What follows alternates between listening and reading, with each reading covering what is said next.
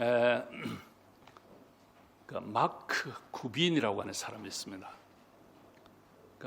이분은 위스콘신주의 밀워키라고 하는 지역에 살고 있는데, 이분이 그 밀워키 공항 근처에 살고 있었습니다. 어느 날 친구가 찾아왔고, 그 친구와 함께 지붕 옥상에 올라가서 점심 식사를 하고 있습니다. 그런데 점심 식사를 하고 있는데 비행기 한 대가 착륙을 하기 위해서 천천히 이렇게 착륙을 하면서 자기들 가까이로 오고 있습니다.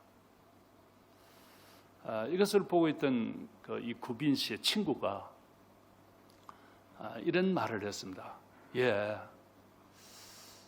이 지붕이 넓고 좋은데 이 지붕 위에다가 종종 내리는 이 사람들을 위해서 환영 인사를 한번 쓰면 어떨까? 예컨대 Welcome to Milwaukee 이렇게 쓰면 어떻겠냐고 말을 했습니다. 그랬더니 이 친구는 구빈 씨가 굿 아이디어라고 그렇게 헤어졌고, 그 다음에 이제 이 구빈 씨가 자기 지붕 위에다가 이렇게 그 환영 인사를 씁니다. 그런데 이 사람이 이제 장난삼아 Welcome to Milwaukee 이렇게 쓰지 않고 Welcome to Cleveland. 이 클리브랜드는 밀워키에서 약 540km 정도 떨어져 있는 오하이오 주에 있는 그런 곳인데, 그 지붕 위에다가 Welcome to Cleveland 이렇게 글을 썼습니다. 제가 인터넷 찾아보니까 사진이 있더라고요. 이렇게 Welcome to Cleveland 이렇게 자기 지붕 위에다가 썼습니다. 근데 이제 이때부터 비행기 안이 조금 소란스럽기 시작했습니다. 비행기가 이렇게 천천히 착륙을 하기 위해서 내리면서 사람들이 밑을 보았더니 Welcome to Cleveland 이렇게 써놨습니다. 그래서 사람들이 아니 우리는 지금 밀워키로 가는데 비행기가 지금 잘못 가는 것 아니냐. 그래서 술렁였습니다. 그때마다 비행기 승무원은 여기가 밀워키가 맞고 저 밑에서는 클리브랜드는 가짜입니다. 이걸 이제 종종 설명을 했어야 했다고 합니다. 그러면서 이제 시간이 지나자 이제 사람들은 이것을 즐기기 시작했다고 합니다. 그래서 사람들이 이제 이것이 조금씩 알려지게 됐고, 비행기가 내리기 시작을 하면 사람들이 서로 창밖을 내다보면서 그렇게 걸선집이 어딘가 이렇게 보기 시작했다고 합니다. 그러면서 이제 그런 모습들을 오히려 즐겼다고 하는 그런 글을 제가 읽었습니다. 성도 여러분, 오늘 혹시 우리 교회 오신 성도님들 중에 내가 이거 잘못 온 것 아닌가, 혹시 이런 생각을 하시는 분이 계시다면 걱정하지 마시고 잘 오셨습니다. 여기가 은혜의 자리이고 축복의 자리입니다. 그리고 시간이 지나면서 이제 여러분들도 이 자리를 즐기시게 될 날이 오게 될 줄로 믿습니다. 자, 이제 오늘 이 본문 말씀, 이제 창세기 1장서부터 제가 쭉 이렇게 강해를 해왔는데요. 이제 26장에 왔습니다. 근데 오늘 이 본문은 이삭에 관한 이야기입니다. 이날에도 사람들 이름 중에 이삭이 많지요. 아이작, 참 이런 이름을 갖기를 원하는 사람들이 참 많습니다. 그런데 이 이삭은 족장 중에 한 사람입니다. 그러니까 이스라엘의 족장이라 그러면 창세기 12장에 나오는 아브라함 때부터를 이야기합니다. 아브라함, 그의 아들 이삭, 그 다음에 그의 아들 야곱, 그 다음에 요셉, 이렇게 이어지는 이 사람들을 가리켜서 족장이라, 패트리아크 이렇게 말을 합니다. 그리고 그들이 살았던 그 시대를 가리켜서 소위 족장 시대라 이렇게 말을 합니다. 그런데 이 족장들 중에 오늘 우리가 좀 살펴보려고 하는 이 이삭, 이 이삭은 그에 대한 기록이 그렇게 많지 않습니다. 이 족장들에 대한 기록이 성경에 꽤 많이 나옵니다. 아브라함도 기록이 그 분량이 상당히 되고요. 그 다음에 이삭의 아들 야곱에 대한 기록도 꽤 됩니다. 요셉에 대한 기록은 나중에 이제 뒤로 가면 상당히 많이 나옵니다. 그런데 이 이삭에 대한 기록은 상대적으로 아주 적습니다. 그러니까 이삭만을 두고 기록한 성경은 오늘 창세기 26장이 전부입니다. 그러니까 그 앞에도 이 이삭에 대한 기록이 있고 조금 뒤에도 나오지만 다른 사람과 관계돼서 아버지와 관계돼서 아들과 관계돼서 조금 나오지 이삭 본인과 관계된 기록은 26장 오늘 이 본문이 전부입니다. 그러니까 이게 굉장히 짧은 기록인데요. 그렇지만 이 한 장의 분량이 오늘 이삭이 하나님 앞에서 어떤 삶을 살았는가 하는 것을 아주 잘 보여주는 그런 내용이 오늘 본문에 기록이 되어 있습니다. 그러니까 한마디로 말하면 이 이삭은 아주 복받은 사람이다. 그렇게 아주 축약적으로 말씀을 드릴 수가 있습니다. 이걸 조금 제가 다르게 바꾸면 하늘 문을 여는 삶을 살았다. 이걸 하늘에서 하나님이 주시는 복을 받은 사람이니까. 그래서 제가 하늘 문을 여는 삶, 이렇게 제가 제목을 뽑았습니다. 하늘 문을 여는 삶을 살았던 사람이 오늘 이 이삭이라고 부를 수 있습니다. 자, 근데 오늘 이 본문을 보면 이 이삭이 복을 받았다고 하는 이 사실을 그가 살고 있던 그랄 땅, 그 자기 고향은 아니죠. 그것이 블레셋 지방 사람 땅입니다. 그리고 그게 전체적으로 보면 가나안 땅이죠. 그러니까 그 블레셋 사람들이 볼 때도 저 사람 복 받았어 이렇게 인정을 했다는 것입니다. 자, 이제 29절을 보면 그 내용이 나옵니다. 26장 29절을 보면 이제 너는 여호와께 복을 받은 자니라. 이게 그랄 지방에 있던 블레셋 사람들이 이삭을 보고 한 말이었습니다. 그러니까 이들은 이제 이삭이 복을 받는 것을 보고 굉장히 두려워했어요. 두려운 사람인데 자기들보다 이 사람이 더 큰 복을 받는 거야. 그래서 그들에게 가서 자신들을 해치지 말라고 이제 그렇게 말을 하면서 당신은 복 받은 사람이에요. 이렇게 말을 한 것이 오늘 29절의 내용입니다.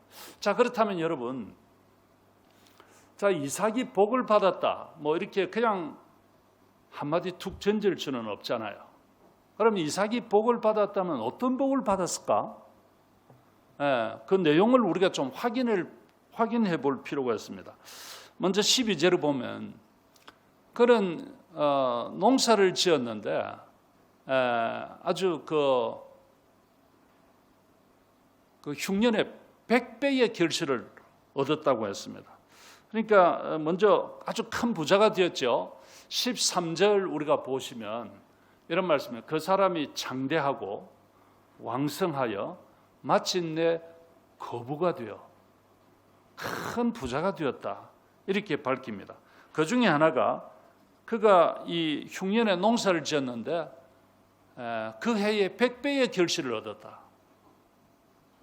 흉년에 농사를 지었는데 100배의 결실을 얻었다. 그 다음에 그 가축들, 그러니까 즉 소와 양이 때를 이루었다. 14절에 보시면 이런 말씀이 나옵니다.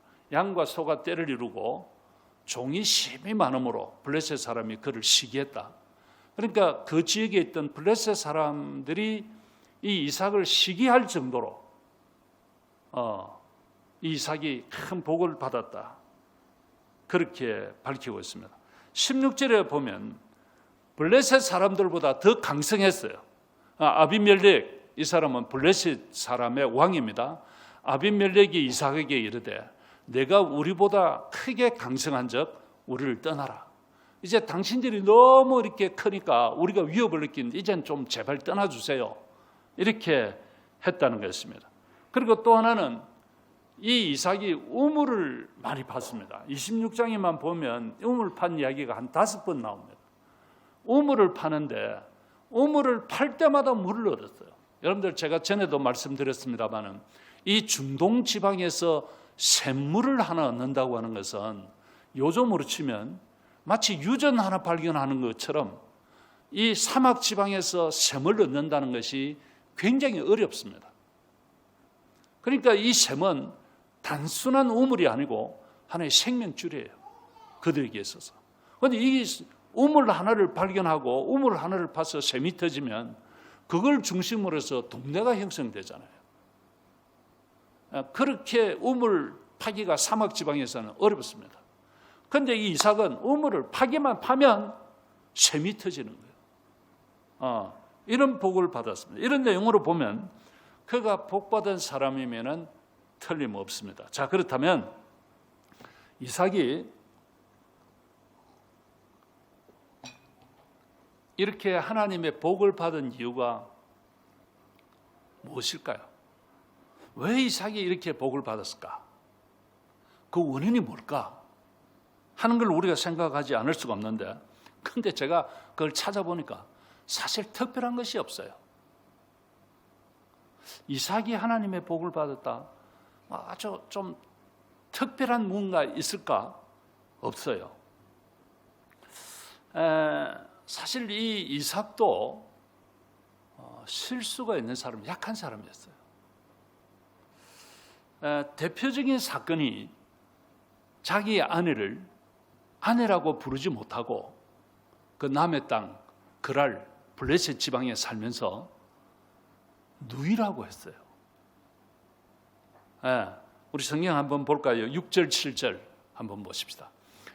이삭이 그랄에 거주하였더니 그곳 사람들이 그의 아내에 대하여 물으매 그가 말하기를 그는 내 누이라 하였으니 리브가는 보기에 아리따움으로 그곳 백성이 리브가로 말미암아 자기를 죽일까 하여 그는 내 아내라 하기를 두려워함이었더라. 여러분들 이 내용 어디서 많이 본 내용이죠. 자기 아버지하고 똑같아. 자기 아버지 아브라함도 흉년이 들었고 그때 흉년이 들었죠. 그래서 살기 어렵다고 애굽으로 갔습니다. 애굽으로 가서는 똑같이 이런 짓을 했습니다. 그러니까 지금 부전자전이죠. 그러니까 이삭도 지금 아내를 자신의 생명을 보존하기 위해서 아내라고 하지 못하고 서로 아내를 뺏긴다 할지라도 나는 좀 살아야 되겠다. 참 이 험한 땅, 광야 같은 세상을 살면서 어떻게 하면 좀 살아남을 수 있을까? 안쓰럽기도 할 정도로 오늘 이 자기의 아내를 아내라고 부르지 못하는 이런 일이 여기 있었습니다. 그런데 참 재미있는 것은 그 그랄 땅, 이 블레셋 왕이 이 하나님을 모르는 사람입니다. 그런데 이 아비멜렉이 이런 사실을 나중에 알게 되고 그 아비멜렉이 이삭을 아주 책망을 합니다. 당신이 어떻게 이럴 수 있느냐? 10절에 보면 이런 말씀이 나와요. 그 아비멜렉이 한 말, 아비멜렉이 이르되 네가 어찌야 우리에게 이렇게 행하였느냐? 백성 중 하나가 내 아내와 동침할 뻔하였도다. 내가 죄를 우리에게 입혔으리라. 네가 이렇게 자칫 잘못하면 우리 백성 중 하나가 당신 아내를 데리고 가서 살 뻔했지 않느냐. 어떻게 이런 짓을 할 수 있느냐 하고 책망을 합니다. 그러니까 이 지금 하나님의 사람이 하나님 없는 사람들로부터 책망을 받는 것이죠. 여러분들 우리 그리스도인들이 그래서 잘 살아야 합니다. 우리가 정말 빛으로 살고 소금으로 살고 정말 향기를 내면서 살아야지 우리가 세상 사람들하고 똑같이 살면요 그들이 우리를 밟습니다. 그리고 우리를 욕해요. 저것들이 뭐 예수 믿는다고 뭐 예수 믿는 것들이 더해 이런 소리 많이 듣잖아요. 그래서 우리 하나님의 사람들은 저 밖에 하나님 모르는 사람들보다 더 잘 살아야 합니다. 이게 정말 중요한 것입니다. 그런데 여러분, 뭐 이런 이삭, 그러니까 이 이삭이 참 부족하죠. 그런데 이런 이삭이 하나님의 복을 받았어요. 이상하잖아요.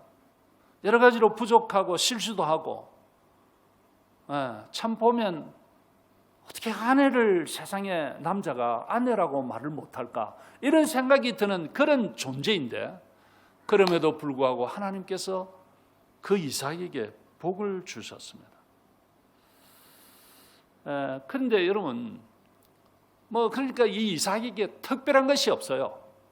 그런데 여러분들, 이삭만 그런 것은 아닙니다.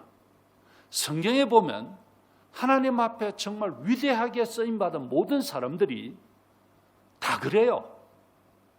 다 부족하고 약점이 많고 그래요. 아브라함, 자기 아버지 아브라함도 그랬고, 나중에 보면 아들 야곱도 그렇고, 요셉도 그렇고, 우리가 말하는 위대한 왕이라고 하는 다윗 왕도 그렇고, 다 부족하고 약점이 많습니다. 그런데 하나님은 그런 사람들에게 복을 주시고 그런 사람들 들어서 썼어요. 이게 참 아이러니야. 하나님의 복을 받고 위대하게 쓰임 받으려고 하면 정말 위대한 존재라야 될 것 같은데, 하나님은 그렇게 하지 않아. 참 부족하고 연약하고 모자라는 사람, 이런 사람들을 들어서 하나님께서 들어 쓰시고 복을 주시는 거예요. 자, 그렇다면 오늘 이 본문의 이삭이 복을 받게 된 진짜 이유가 뭘까 말이지. 정말 아무것도 없을까? 그런 것은 아니에요. 저는 이 부분을 두 가지로 좀 말씀을 드리려고 하는데, 첫째는 이게 아주 중요한 이야기입니다. 그가 하나님의 언약의 자손이기 때문에 그래요. 이게 여러분 정말 중요한 겁니다. 하나님의 언약의 자손, 하나님의 약속의 자손이다, 그 말입니다. 그렇기 때문에 그래요. 자, 오늘 우리가 다 읽지는 않았으면 24절을 한번 볼까요? 본문에. 자, 여기 보면 하나님이 이런 말씀합니다. 내 종 아브라함을 위하여 내가 너와 함께 있어 내게 복을 주어 내 자손이 번성하게 하리라 하신지라. 하나님께서 이삭에게 지금 하신 말씀입니다. 하나님이 지금 이삭에게 복을 주는 것이 뭔가 하면 그의 조상 아브라함 때문에 내가 너에게 복을 주고 너로 하여금 번성하고 왕성하게 하겠다. 하나님께서 그렇게 지금 말씀하는 것입니다. 이것이 아주 중요한 것입니다. 이삭에게 특별한 것이 있어서 내가 복을 주는 것이 아니라 그가 하나님의 언약의 백성이기 때문에 그렇다. 하나님께서 이렇게 말씀합니다. 그래서 여러분들, 이게 참 중요한 것은 우리 부모가 하나님 앞에서 바르게 살고 믿음으로 사는 것이 그래서 중요합니다, 여러분. 우리 부모가 믿음으로 살고 하나님 앞에 살 때 그것 때문에 하나님께서 그의 자손들에게 복을 주시는 겁니다. 그래서 성도 여러분, 우리가 우리 자녀들을 위해서라도 우리가 믿음으로 잘 살고 하나님 앞에 사는 것이 정말 중요합니다. 저는 개인적으로 저 같은 케이스가 그런 케이스라고 생각을 합니다. 저 같은 경우에는 정말 저는 좀 소심하고 좀 자격지심도 있고 열등감도 많은 그런 사람이에요, 제가. 여러분들은 저를 어떻게 보실지 몰라도. 그런데 그럼에도 불구하고 제가 오늘 여기까지 온 거예요. 그것은 첫째는 하나님의 은혜입니다. 그리고 그 다음은 제 부모님 때문이라고 생각합니다. 여러분들, 제 아버지 또한 목사님이셨습니다. 그런데 이 제 아버지는 목사라고 하는 이 직분만이 아니라 정말 괜찮은 신앙인이 있었습니다. 비록 제 아버지가 목사가 아니라도 정말 괜찮은 신앙인이 있었습니다. 저는 사실 제 아버지의 신발 벗어난 곳에도 가까이 갈 수 없을 정도입니다. 제가 오늘까지 여기까지 오게 된 데는 우리 부모님들의 뿌려놓은 씨앗이라고 생각합니다. 제가 5대째 믿고 있는데요. 자, 위에 선조들이 그 옛날에 논을 팔고 집을 팔아서 예배당 건축하고 그랬습니다. 그러면서 대를 이어서 쭉 내려온 거예요. 그래서 부산에 가면 하단교회라고 있습니다. 하단교회, 하단. 그 하단교회가 100년이 지났습니다. 그런데 그 하단교회 100년사를 저에게 보내왔었어요. 제가 지금도 있어요. 제 서재에. 쭉 보면 전부 우리 집안 이야기. 전부 우리 집안 이야기. 그 역사가. 그리고 이제 거기 가면 저 뒤로 가면 응궁이라는 데가 있어요. 응궁. 거기도 그래요. 지금은 은혜로 교회로 바뀌었는데 거기도 100년이 넘습니다. 다 우리 선조들이 그랬어요. 근데 이런 그 윗대가 뿌려놓은 그 씨앗들 때문에 저는 그 열매를 제가 따먹고 있다고 생각합니다. 성도 여러분, 우리가 이 이삭이 복을 받은 것을 보니까 이삭에게 좀 특별한 것은 없어. 그런데도 하나님께서 이삭에게 복을 주신 것은 하나님께서 그 아버지 아브라함과 맺은 언약 때문에, 그것 때문에 복을 주신다고 성경을 말씀하셨습니다. 오늘 성도 여러분, 오늘 우리가 지금 남의 나라 이 남아공까지 와서 우리가 살고 있는데요, 살기가 만만하지 않죠. 우리 인생이라고 하는 것이 우리가 뜻대로 잘 안 되잖아요. 나는 계획이 있고 뜻이 있고 목표가 있는데, 근데 그것이 내 생각대로 잘 되지 않는 것이 인생입니다. 그런 경우가 굉장히 많아요. 근데 여러분, 그럼에도 불구하고 하나님께서 우리에게 복을 주셔서 나뿐만 아니라, 내 시대뿐만 아니라 우리의 다음 세대가 정말 하나님의 복을 받고 하나님 앞에 귀하게 쓰임받고, 이제 우리는 아이들은요, 정말 이 아이들은, 우리 1세대들은 말도 버벅거리고 자연스럽지가 않고 이 나라 법도 구체적으로 잘 모르고 그렇지만 우리의 다음 세대들은 영어로 다 공부를 세계 어디에 가서 살아도 살 수 있어요. 이제 우리 이 아이들이 세계 어디에 있든지 간에 세계에서 정말 귀하게 쓰임받는 그런 자녀들이 되고, 무엇보다도 하나님 앞에 멋지게 쓰임받는 그런 자녀들 되어서 천대를 잇는 축복의 가문을 이어가는 여러분들의 가문이 되시기를 축복합니다. 이게 정말 중요해요.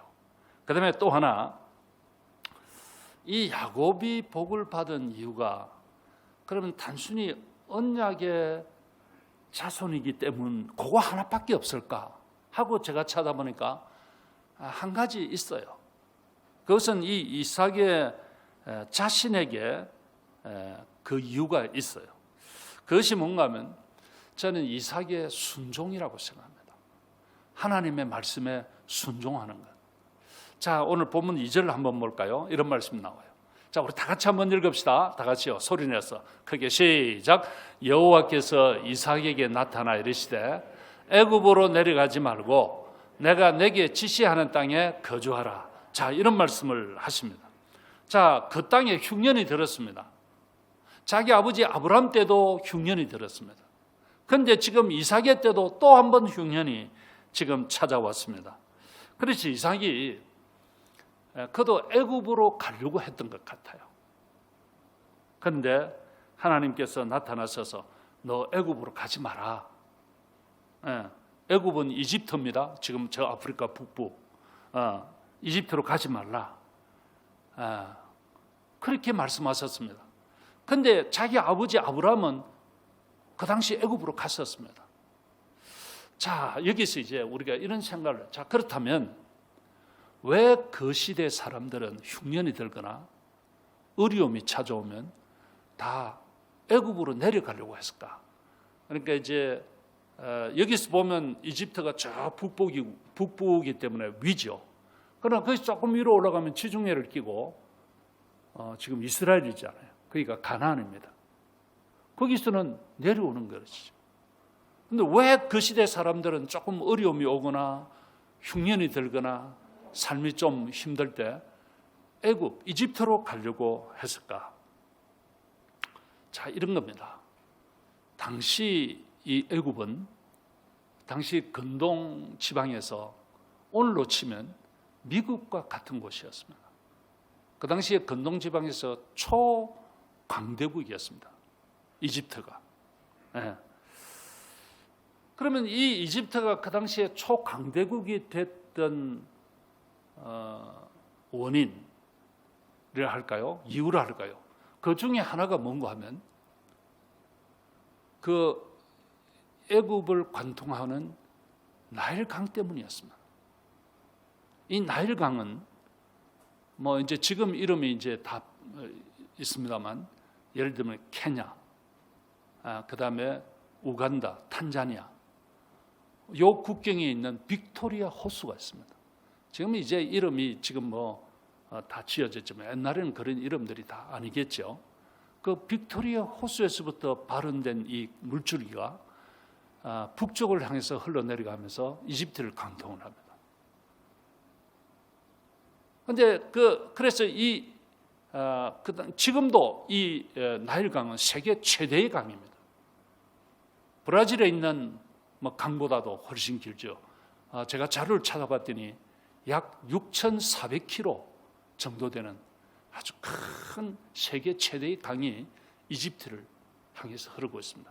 그래서 이 이집트는 웬만해서는 흉년이 들지 않습니다. 그리고 이 이집트가 문명을 꽃피울 수가 있었습니다.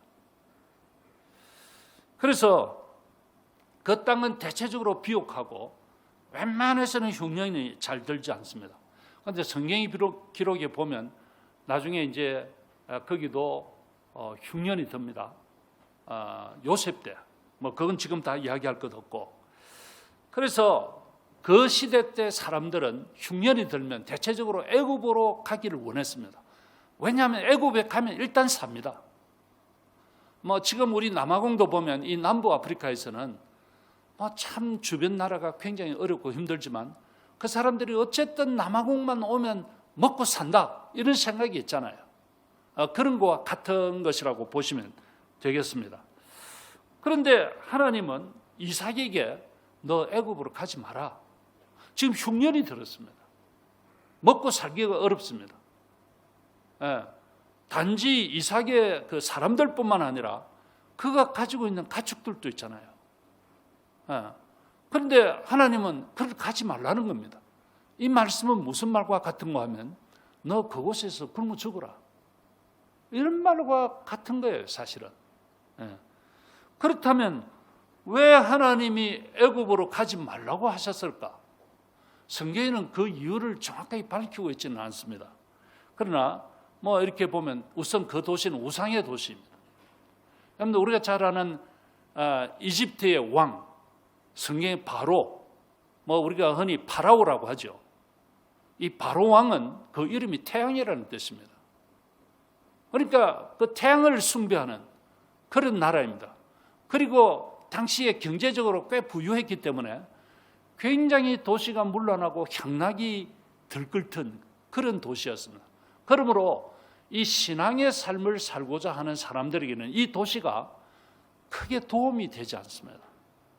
아마 그래서 하나님께서 그곳으로 가지 말라고 한 것 같습니다. 하지만 지금 흉년이 들었습니다. 그래서 사람도 가축도 다 지금 어려운 그런 상황입니다.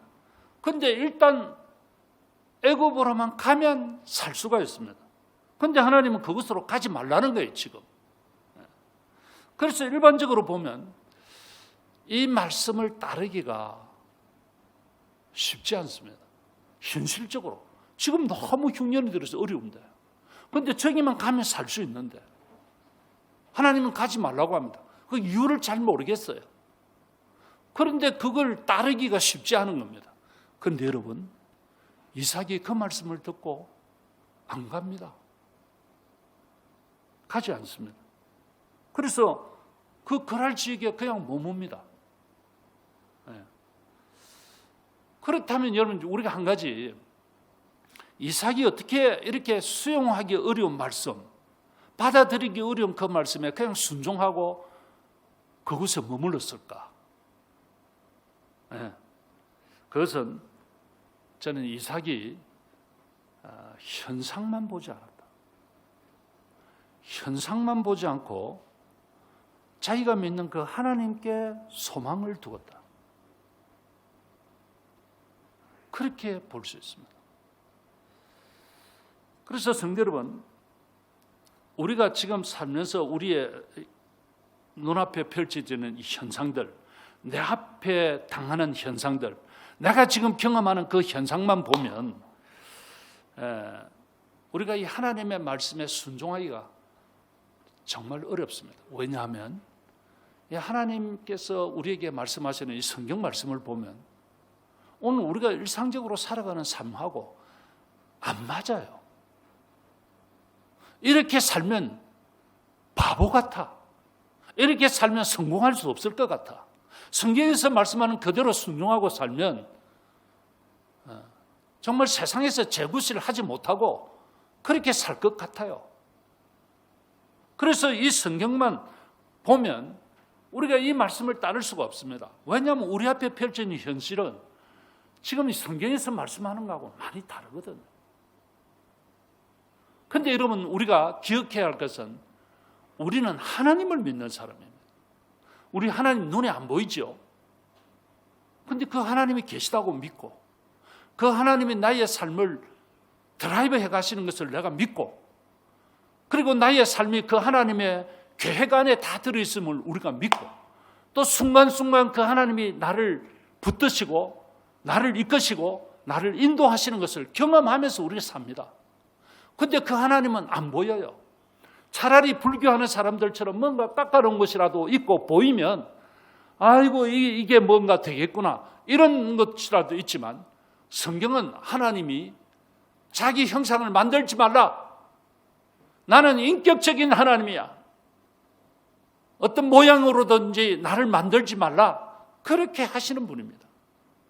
그래서 그 하나님은 살아계시고 인격적으로 우리에게 다가오셔서 우리를 만나주시고 나에게 말씀하시고 나에게 감동도 주시고 나의 삶을 드라이브 하시고 그런 분이시거든요. 이 하나님이 살아계시고 이 하나님이 나의 삶을 가장 좋은 길로 인도하실 것이다. 이걸 우리가 믿는 거예요. 그래서 로마서 8장 28절에 보면 우리가 알거니와 하나님을 사랑하는 자 곧 그의 뜻대로 부르심을 입은 자들에게는 모든 것이 합력하여 선을 이루게 된다. 그것이 어떤 때는 내 앞에 힘든 일도 있고 아픔도 있고 암에 걸리기도 하고 직장에서 잘리기도 하고 사업이 망하기도 하고 이런 일이 다 있을 수 있어요. 그런데 이 모든 것이 합력해서 나중에 보면 선을 이루게 된다. 그때는 너무 힘들었어. 그런 일을 당할 때는 너무 고통스러웠어. 그런데 지내놓고 보니까 이것이 하나님께서 나에게 선을 이루기 위한 것이구나 하는 것을 알게 되는 거예요. 그래서 오늘 이 이삭이 애굽으로 가지 않은 거예요. 그 가지 않은 것은 지금 당장 눈앞의 것만 보면 못 살 것 같아요. 죽을 것 같아. 이렇게 살면 우리가 다 굶어 죽지. 이런 생각이 들어요. 그런데 하나님은 가지 말라고 해요. 이해가 안 돼요. 그런데 하나님 따르겠습니다. 안 갔어요. 순종했어요. 이거였습니다. 그래서 여러분, 오늘 우리가 이 순종이라고 하는 것이 쉽지가 않습니다. 특히 하나님의 말씀, 성경에서 우리에게 말씀하는 그것을 내가 그대로 따른다고 하는 것이 쉽지가 않습니다. 그런데 여러분, 어떻게 하면 이 순종이 가능한가 하면 내가 이 현상만 보지 아니하고 저 위에 계신 하나님을 바라보고 그 하나님께 소망을 두면 하나님이 하시겠지. 하나님이 인도하시는 거야. 이걸 믿으면 순종이 가능한 것입니다. 이 이삭의 삶에도 부족했지만 그런데 이 이삭이 이 소망을 가지고 있었어요. 하나님 내가 따르겠습니다. 차라리 내가 여기 굶어 죽을지언정 안 가겠습니다 하고 가지 안 간 것입니다. 이것이 이삭에게 있어서는 강점이었어요. 그에게 부족한 것이 많았죠. 정말 남자로 찌질을 하고 말이지. 어떻게 그럴 수 있나 이런 생각이 들지만 그런데 이 사람에게 한 가지 강점은 하나님께 소망을 두는 거예요. 나에게는 하나님이 계셔. 하나님이 나를 붙들고 계셔. 하나님이 나를 인도하셔. 이것이 이 이삭에게 있었습니다. 이것이 이삭이 가진 강점이었어요. 그래서 나중에 이 말씀에 순종한 이삭이 보니까 성경에 복을 받고 장대하고 번성하고 성경을 거부가 되어 상상도 할 수 없는 일이 그에게 일어났습니다. 그러자 그곳 블레셋 사람들이 시기를 해서 아브라함 때 팠던 우물을, 자기 아버지 때 팠던 우물을 와서 메워버렸습니다. 이건 여러분 생명줄을 끊겠다는 것이죠. 메워버렸습니다. 제가 아까 말씀드렸지만 이 우물은 단순한 우물이 아닙니다. 그 시대의 우물은 생명줄입니다. 그런데 그 블레셋 사람들이 이 이삭을 시기를 해서 그 우물을 메워버렸습니다. 하지만 이삭은 보면 그들과 다투지 않습니다. 그리고 그는 다른 곳으로 옮겨갑니다. 그리고는 그곳에 또 우물을 팝니다. 그랬더니 또 셈이 터집니다. 그랬더니 와서 또 그들이 시비를 겁니다. 우리 거라고. 또 다투지 않고 또 옮겨갑니다. 또 가서 우물 팠더니 또 거기서 셈이 터집니다. 이렇게 해서 5번이나 옮겨 다니면서 우물을 팠습니다. 그런데 여러분, 그때마다 이 이삭은 그들과 다투지를 않아요. 그럼 이삭이 힘이 없어서 그런가? 그렇지 않아요. 아까도 우리가 본 것처럼 그 블레셋 왕 아비멜렉이 너는 우리보다 강성하니 좀 떠나 주십시오 할 정도로 이 이삭의 세력이 컸습니다. 그렇지만 이삭이 싸우지 않습니다. 왜 싸우지 않습니까? 그것은 이 이삭은 그 우물에다가 소망을 두지 않습니다. 이 이삭이 우물에다가만 초점을 맞추면 그들과 싸워야 되죠. 그렇잖아요. 그런데 이삭은 거기에다가 초점을 두지 않습니다. 거기에다가 소망 두지 않습니다. 그는 늘 하나님 바라봅니다. 하나님이 오늘날까지 나를 여기까지 살게 하셨는데 앞으로도 하나님께서 나를 인도하시고 살게 하실 것이다. 거기에 초점을 두고 삶을 살았습니다. 그래서 이 이삭은 하나님께 소망을 두었습니다. 내가 사는 것은 하나님의 인도로 사는 것이지, 하나님의 은혜로 사는 것이지, 이 물 때문에 사는 것이 아니야. 그래서 이 이삭은 하나님께 소망을 두고 갔습니다. 옮겨가고 거기 팠더니 또 하나님이 셈이 터지게 하시고, 또 옮겨가서 우물을 팠더니 셈이 터지게 하시고, 이렇게 하신 것입니다. 자, 이 이삭은 하나님께 소망을 둔다고 하는 것이 무엇인지를 이미 체득을 한 사람입니다. 체험적으로 다 경험한 사람입니다.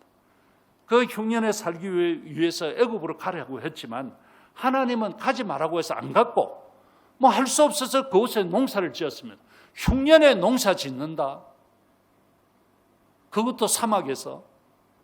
그런데 여러분, 그 해에 100배의 결실을 거둡니다. 이게 놀라운 경험입니다. 이런 경험을 이삭이 했습니다. 이런 경험을 한 이삭이 이제 더 이상 그 우물에다가 소망 두지 않는 것이죠.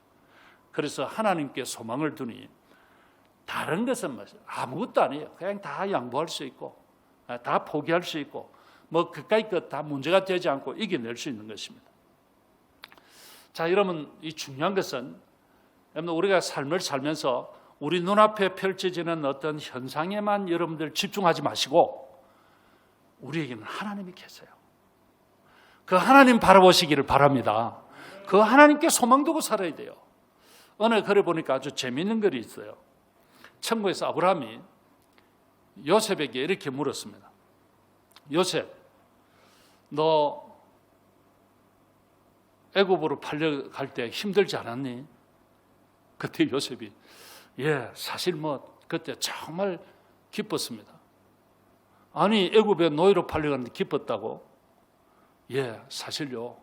제가 그 구덩이에 빠져 있을 때 형제의 손에 죽을 줄 알았습니다. 그런데 일단 그 구덩이에서 빠져나와서 살았잖아요. 정말 기뻤습니다. 그래. 그럴 수도 있겠군. 자, 그래. 근데 그 애굽의 보디발 집에 노예로 끌려가서 살다가 그 보디발의 아내로부터 유혹을 당할 때 힘들지 않았어? 그러니까 사실 힘들지 않았습니다. 그때 기분이 어땠어? 그러니까 그래도 아주 귀한 분이 저에게 매력을 느꼈다고 하니 정말 기분이 좋았습니다. 이렇게 한 거예요. 예. 그 유혹을 견디기가 힘들지 않았어? 그랬더니 아이, 할아버지 제가 뭐 바보인가요? 애국의 총리를 앞에 두고 제가 그깟 유혹에 넘어가 그런 바보는 아니죠. 이렇게 대답을 했다는 것입니다. 성도 여러분, 우리가 이 땅 위에 살면서 당하는 여러 가지 어려움이 있습니다. 뭐 그것이 좋은 일도 있고 뭐 안 좋은 일도 있을 수 있습니다. 그런데 그런 일들을 그 일에만 자꾸 집중을 하면 우리가 거기에 자꾸 빠져들어가요. 나 앞에 지금 안 좋은 일이 생겼을 때 그것만 자꾸 집중하고 묵상하면 다른 걸 할 수가 없어요. 그 속에 자꾸 빠져들어가요. 그런데 여러분 기억하십시오. 우리에게는 전능하신 하나님이 계십니다.